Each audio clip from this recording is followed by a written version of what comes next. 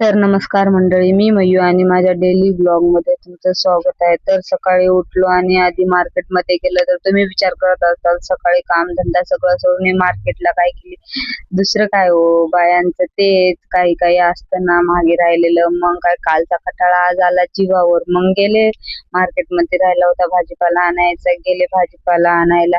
एक दिवस कटाळा केला तर दुसऱ्या दिवशी परत ते काम करावंच लागणार. असं वाटत होतं मला की कालच केलं असतं तर बरं झालं असतं. बायाचं काम कधी कमी होतं का बरं, वाढत राहणार पण कधी जिंदगीत कमी होणार नाही.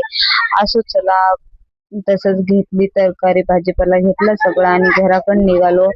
घरी जाताना विचार होता डोक्यामध्ये की मला एवढं तरकारी घेऊन वाटत होते की काही ना काहीतरी राहिलं, काही ना काहीतरी राहिलं.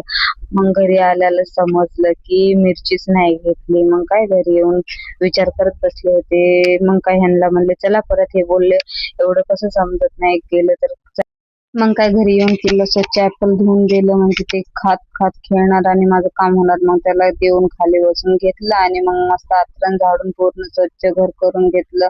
टेडी ते ठेवून घेतले पलंगावर आणि मग साईडचा कचरा ते झाडून ते काढला सगळं आणि बाकीचं काम तसंच पडलेलं होतं.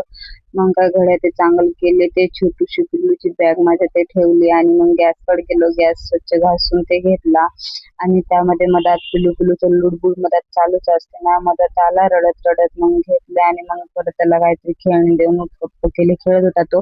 तोपर्यंत मग गॅस स्वच्छ पुसून घेतलं, सगळं स्वच्छ करून घेतलं आणि मग राहिलं होतं मधात ठेव काही असं पिल्लूचे नाटकं चालू होते. नको म्हणत होता काम करू नको, ये इथं माझ्यासोबत खेळ.